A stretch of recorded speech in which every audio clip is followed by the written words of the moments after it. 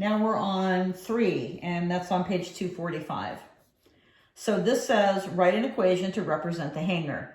Exactly the same thing you just did, only there's an A, B, and a C, and they're actually words. So just because it looks like a word problem, this is what I just did with my fingers, a word problem doesn't mean that you can't do it.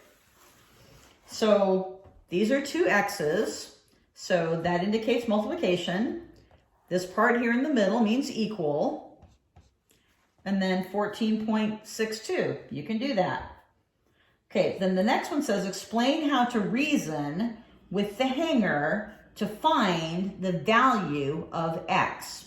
So we had a problem that was like this earlier today. So we had two X's equals, okay, 14.62. But if I have two X's that equal this amount, I have one X here and one X here. It's supposed to be in the middle. That equal this. There's two of them, so they have to be split in half. So to have one of these be half of that is going to be your solution to X. And you do explain that in your own words. All right, C says explain how to reason with the equation to find the value of X. So the first one was explain with the hanger. The second one is to explain with the equation. So the equation is 2x equals 14.62. All right, and you can use this tape diagram model. You can use this model. It makes no difference to me as long as you understand what you're doing. All right, so 4. Okay, there's a few words in 4 as well, but it's still the visual. You're still dealing with the visual. So Andre says that X is 7 because you can move the two 1s with the X's to the other side. Do you agree with Andre? Explain your reasoning. All right.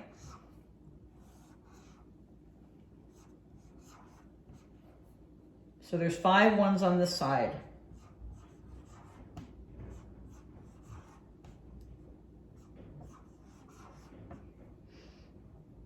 So 1, 2, 3, 4, 5. And then over here we have an X and 2 more 1s. All right, so Andre says that X is 7 because it can move the two 1s with the X's to the other side. The two 1s with the X to the other side. All right, okay, so that doesn't even make sense to me. Do you agree with Andre? So he can move the two 1s with the X to the other side. Well, if he moves these two 1s, then what's going to happen to that balance? Let's say I put 2 more 1s over here. My equation is no longer balanced. Now I have this one over here being much heavier than this one on this side. So it's no longer equal. They've given you the hanger indicating that the X and 2 1s on this side is equal to the 5 1s on this side.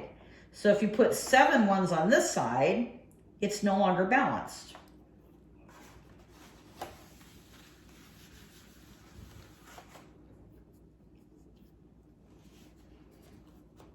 So what is it you really have to do? That's the question. Sure, you can move anything you want, anywhere you want it, but you have to keep the equation balanced. If you add 2 more weights to one side and you do nothing to the other side, then it can't be balanced anymore. So what would you do?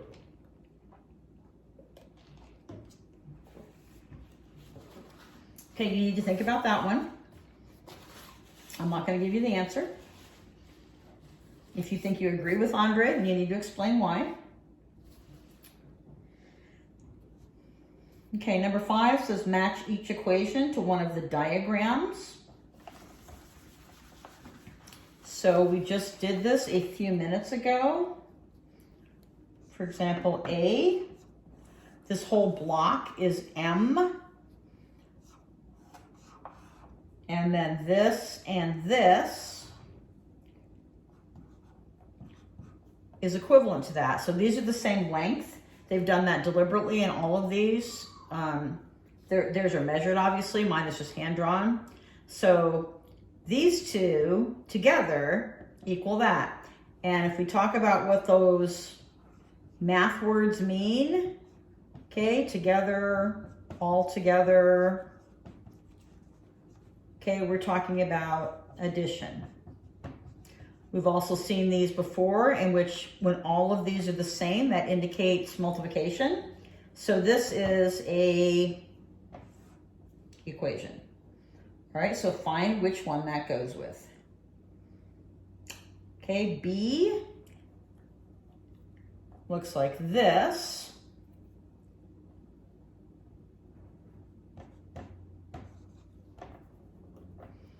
Okay, and once again, these two together are going to equal that one. And if you remember, addition and subtraction are opposites, so it might not be written as an addition equation. You need to keep that in mind. And then C and D,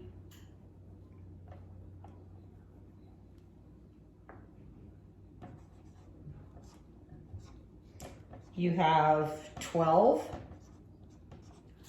So 12 is the same.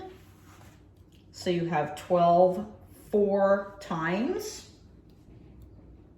And then D is just the opposite. All right, you should be able to do those on your own. All right, let's turn the page. We're on 246. The area of a rectangle is 14 square units. This is review. It has side lengths of X and Y. Give each value for X and Y. So we know that area is length times width. And this is a rectangle. So they want you to find whatever the missing variable is. It looks like it's Y each time, given this information. So in A, they want you to do X equals 2 1/3. And I'll go through one of these with you, and then you can do the rest of them. All right, so in order for you to be multiplying or dividing, you have to make this into an improper fraction. So 2 times 3 is 6. 6 plus 1 is 7. And then we keep the same denominator. So the improper fraction is 7/3. So what I have right here, instead of an X, I have, in this particular case, is 7/3. So I have 7/3 times Y equals 14.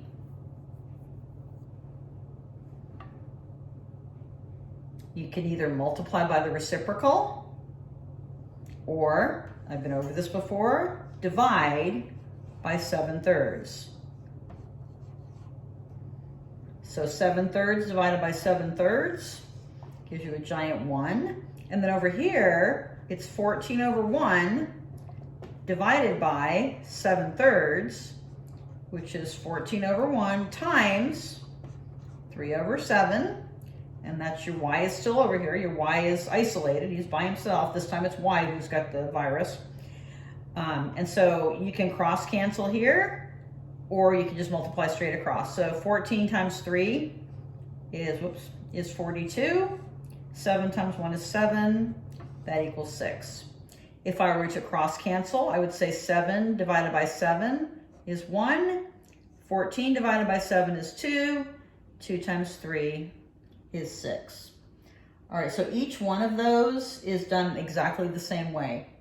You're going to change your mixed number into an improper fraction and then solve for Y.